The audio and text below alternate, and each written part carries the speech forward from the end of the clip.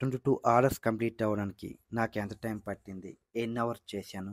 ఈరోజైతే తెలుసుకుందాం. ఇది ఒక ఎలక్ట్రికల్ వెహికల్‌తో చేశాను. ఎలక్ట్రికల్ వెహికల్‌తో 8 అవర్స్ డ్యూటీ చేస్తే 22 ఆర్డర్స్ అయితే కంప్లీట్ అయ్యాయి. అది ఎలా చేశాను, ఏంటి అనేది మనమైతే ఈరోజు వీడియోలో అయితే తెలుసుకుందాం. నాకు మొత్తం ఆ బ్యాటరీ అయినంత వరకు నేను డ్రైవ్ చేయడం వల్ల ఆ బ్యాటరీ అయితే డెడ్ అయిపోయింది. ఇప్పుడైతే నేనైతే ఈ బ్యాటరీని తీసి రిమూవ్ చేసి నియర్ బై అయితే మాకు ఇక్కడ నియర్ బై హబ్స్ లేవు వీళ్ళవి.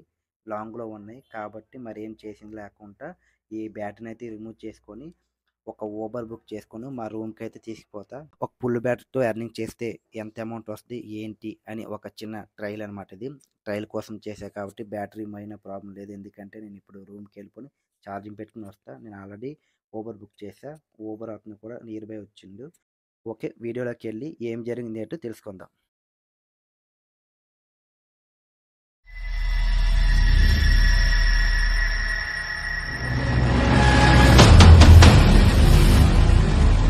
ఇప్పుడైతే ఫస్ట్ ఆర్డర్ పడింది. ఈ ఆర్డర్‌ని పిక్ చేసుకొని లోన్‌కెళ్ళి పిక్ చేసుకోవాలా. పిక్ చేసుకున్న తర్వాత ఐటెమ్స్ అన్నీ కరెక్ట్‌గా ఉన్నాయో లేదో ఒకటికి 2 సార్లు చెక్ చేసుకోండి. ఏమైనా మిస్ అయితే లోన్‌కెళ్ళి అడిగితే మనకి అవి ఇస్తారు. ఓకేనా? ఓకే చేసుకొని ఇప్పుడైతే నేనైతే దీన్ని స్టార్ట్ చేస్తున్నా. స్టార్ట్ చేసి ఆర్డర్‌ని డెలివరీ చేసుకొని వద్దాం. ఓకే, ఇక్కడ లొకేషన్ చూపించరా, ఇక్కడ నావిగేషన్ బటన్ ఉంది. దాన్ని ఓపెన్ చేసి వెళ్ళాలి. ఇప్పుడైతే మనమైతే ఇక్కడ నుంచి అయితే మూవ్ అవుదాం. చూడండి, ఇక్కడ అది ఈ స్కూటీకి ఉన్న ప్లస్ ఏంటంటే ఇక్కడ ఖాళీ ప్లేస్ ఉన్న వల్ల ఇక్కడ పెట్టుకుని వెళ్ళిపోవచ్చు. మనకి బైక్లకి అయితే అలా ఉండవు. ఈ స్కూటీకి అయితే ఓకే. ప్రజెంట్ అయితే ఈ స్కూటీ పర్ఫార్మెన్స్ అయితే బాగుంది. ఎందుకంటే లో లో స్పీడ్కి వెళ్తుంది. మనకి ఎక్కువగా సిటీలో ఉన్న గల్లీ గల్లీలో కాబట్టి జొప్పుటంటే గల్లీ గల్లీలే కొట్టాలి.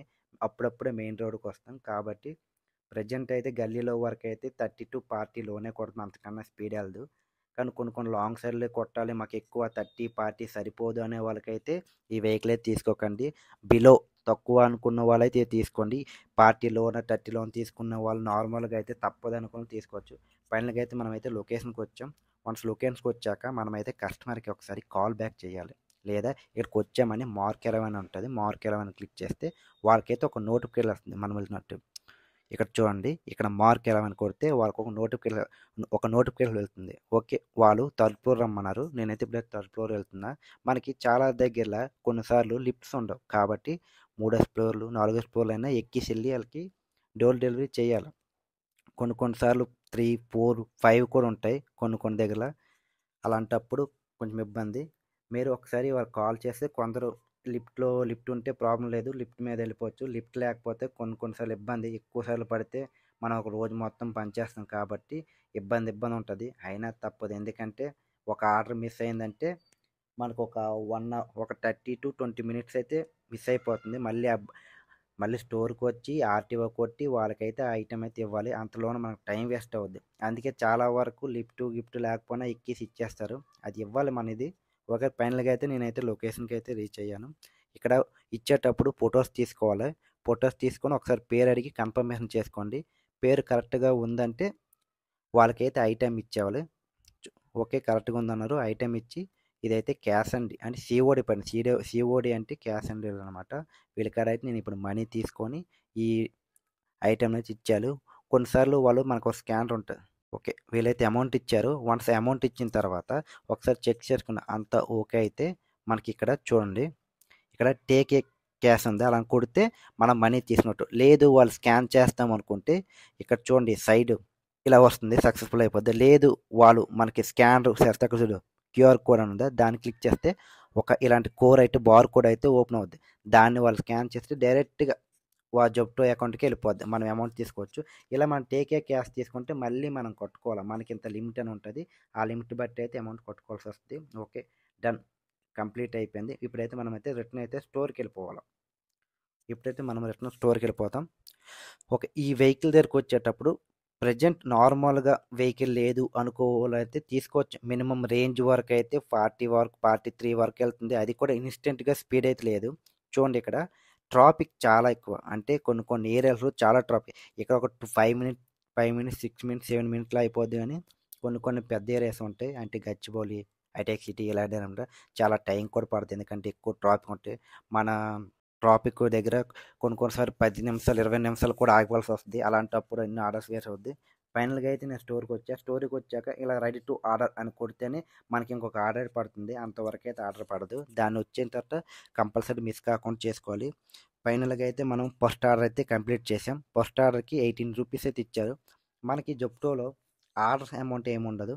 ఓకే, సెకండ్ ఆర్డర్ పడింది. ఇప్పుడైతే ఆ ఆర్డర్ అనేది తీయలేదు. ప్రజెంట్ అయితే సెకండ్ ఆర్డర్ ఇస్తూ అలాగ మాట్లాడుకుందాం.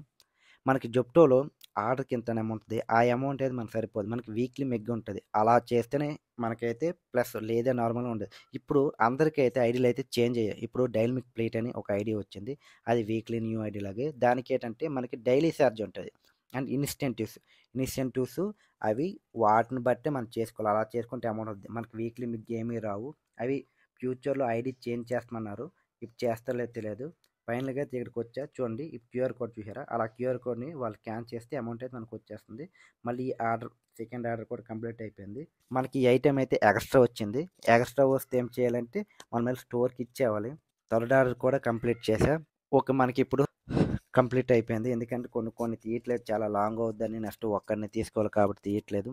మనకి ఫైనల్గా ఇప్పుడు ఈ వెహికల్ గురించి వచ్చేసరికి వెహికల్ తీసుకొచ్చా లేదంటే ఈ ఎలక్ట్రికల్ వెహికల్ వారు మనకి 90 రేంజ్ ఇస్తుందని, 45 స్పీడ్ వస్తుందని అయితే మెన్షన్ చేశారు. ఈ వెహికల్ కోసం నా దగ్గర అయితే సెక్యూరిటీ డిపాజిట్ 2000, నెక్స్ట్ రెంటల్ కోసం 1600 తీసుకున్నారు. ఇది 1 వీక్ కోసం. ఇంకా నెక్స్ట్ వీక్ కావాలంటే మళ్ళీ మనం చెప్తే మనకి ఎక్స్టెండ్ చేసి ఇంకొక 1600 అయితే తీసుకుంటారు. వన్ వీక్ చేసి దీని వెహికల్ పర్ఫార్మెన్స్ ఏంటో తెలుసుకుందాం అనేది నేను 1 వీక్ తీసుకున్నా. మనకి వీక్లీ ఇచ్చేవాళ్ళు ఉంటారు. నెక్స్ట్ మంత్లీ కూడా ఉంటాయి. వాళ్ళు వీక్ ఇవ్వరన్నమాట, ఓన్లీ మంత్లీ ఇస్తారు. ఇదైతే వీక్లీది కాబట్టి వీక్లీ తీసుకున్నా. 1 వీక్ చేసి ఒకసారి ట్రైల్ వేద్దాం ఎట్లా ఉంటుందని. కానీ ఇదైతే అంత లేదు. ఒక 80 దాకా వస్తుంది మనకి. ఇది మీరు 80 దాకా అని నమ్మకం పెట్టుకోండి. ఒక 70 రేంజ్ వరకు అయితే ఒక 75 రేంజ్ అయితే అనుకోండి. ఎందుకంటే అంత దాకా మీరు నియర్ బై వచ్చేటప్పుడే చూసుకోండి. ఎందుకంటే వన్స్ ఇది ఆగిపోయిందంటే మనకి నియర్ బై హబ్స్ కూడా ఉండవు. కొంచెం లాంగ్ ఉంటాయి. అన్నీ ఉండవు. ఈ ఎలక్ట్రికల్ వెహికల్ వరకే. చాలా ఎలక్ట్రికల్ వెహికల్ ఉంటాయి. అక్కడక్కడ మనకి కొన్ని ఇవి ఉంటాయి, ఎలక్ట్రికల్ ఛార్జింగ్ పాయింట్స్. అక్కడికి ఏంటంటే జస్ట్ ఇట్లా వెళ్ళి స్వైప్ చేస్తే అయిపోద్ది. మనకి దానికి అమౌంట్ కూడా పే చేయాల్సింది. కొన్ని ఉంటాయి, కొన్ని వెళ్ళి అక్కడ స్వైప్ చేస్తే మనకి ఇంత బ్యాటరీకి ఇంత అమౌంట్ అని కూడా ఉంటుంది. ఒక్కొక్కటి ఒక్కోలా ఉంటుంది అన్నమాట. కొన్ని బ్యాటరీస్ 100 రేంజ్ ఇస్తాయి, కొన్ని 80 ఇస్తాయి, కొన్ని 1 పార్ట్ ఇస్తాయి. 1 పార్ట్ ఇచ్చేవి ఏంటంటే 70 అంటే 70 రేంజ్ 2 బ్యాటరీస్ ఇస్తారు అన్నమాట. మీరు ఎప్పుడైనా బ్యాటరీ తీసుకోమంటే 2 బ్యాటరీస్ తీసుకోండి. దాంతోపాటు రిమూవబుల్ బ్యాటరీ, అంటే బ్యాటరీని రిమూవ్ చేసుకున్నట్టుగా తీసుకోండి. ఎందుకంటే మనం బయట అన్ని సార్లు అబ్బే దగ్గర పెట్టుకోలేం. కొన్ని దగ్గర రూమ్ దగ్గర పెట్టుకోవాల్సి వస్తుంది. అప్పుడు బ్యాటరీని దానికోసం ఛార్జింగ్ ఒక వైర్ ఉండాలి. ఆ వైర్ని వాళ్ళు ప్రొవైడ్ చేయరు. అదే రిమూవబుల్ బ్యాటరీ అనుకో, తీసుకుని మన రూమ్లో పెట్టుకోవచ్చు. ఓకేనా. మీరు ఒకవేళ బండి లేదు, రెంటల్ బైక్ తీసుకుంటాము అనేటప్పుడు ఒకటికి 2 సార్లు ఆలోచించుకొని నెక్స్ట్ వాళ్ళ సర్వీస్ ఎలా ఉంది ఏంటి అవి తెలుసుకొని. ఎందుకంటే ఎక్కడైనా ప్రాబ్లం వస్తే మనకు వాళ్ళు రెస్పాండ్ అవ్వకపోతే మనకి ఈ సిటీలో ఎవరు హెల్ప్ చేస్తారు. కాబట్టి ఏవేవి మనకు అక్కడ స్టార్టింగే మాట్లాడుకోండి మీరు వాళ్ళతో. సర్వీస్ ఎలా ఉంటుంది, ఎంత రేంజ్ ఇస్తుంది, ఈ ఒక యాక్సిడెంట్లు ఏమైనా ప్రాబ్లం ఉంటుందా, బండికి ఏమైనా ప్రాబ్లమ్స్ ఉంటే మీరు ఎలా రెస్పాండ్ అవుతారు ఏంటి, ఎంత అమౌంట్ కట్టాలి ఏంటి. చూడండి, ఇప్పుడు మనకి 45 స్పీడ్ ఉంటుంది, 50 స్పీడ్ ఉంటుంది, 60 స్పీడ్ ఉంటుంది. మనకి 45 స్పీడ్ అనేది కొంచెం చూడండి. ఎందుకంటే ఒక 80% తీసుకోవచ్చు. ఎందుకంటే చాలా వరకు అయితే ఆ వెహికల్ తీసుకోవడంలో ఓకే గుడ్. కానీ ఎక్కువ బ్యాటరీ, డ్యూయల్ బ్యాటరీ తీసుకున్నట్టు చూడండి. ఎందుకంటే స్పీడు లేకపోతే మనకు కొంచెం ఇబ్బంది అనిపిస్తుంది. ఎందుకంటే 40 కన్నా ఎక్కువ వెళ్ళదు. 44 దాకా వెళ్తుంది. కానీ ఒక 40 వేసుకోండి, 40 వరకు వేసుకోండి. కాబట్టి మన బండిలు పెద్ద బండ్లు, ఇప్పుడు ఒక స్పోర్ట్స్ బైక్ తోలిన వాడు చిన్న స్కూటీ తోలాలంటే వాడికి ఇబ్బందిగానే ఉంటుంది. అలానే ఈ వెహికల్ కూడా, మన వెహికల్ స్కూటీస్తో స్పీడ్ చూస్తే దీని పర్ఫార్మెన్స్ కూడా కొంచెం లోలో ఉంటుంది. ఈ అమౌంట్కి ఈ రెంటల్ వెహికల్ మీరు ఎక్కువ ఎక్స్పెక్ట్ పెట్టుకోకండి. అన్ని వెహికల్ అలాగే ఉంటాయి కాదు, కొన్ని రేంజ్ వెహికల్స్ ఉంటాయి. ఒక 50, 45, ఒక 50+, 60+ అని. అలాంటివి అయితే రేంజ్ ప్రాబ్లం లేదు. కానీ దీనికి ఒక రేంజు అనేది తప్ప ఓవరాల్గా అయితే ఈ వెహికల్ అయితే బాగుంది. ఒక రేంజ్ తక్కువ ఉంది. నెక్స్ట్ వాళ్ళు మెన్షన్ చేశారు, నేను అగ్రీయే తీసుకున్నా. నెక్స్ట్ ఇంకోటి, వాళ్ళు రేంజ్ ఎంత అన్నారంటే 90 అన్నారు, కానీ 90 రాలేదు. ఒక 75, 80 వస్తుంది అంతే. మీరు ఇలానే అనుకోండి, ఇంతే అనుకోండి. ఓకేనా.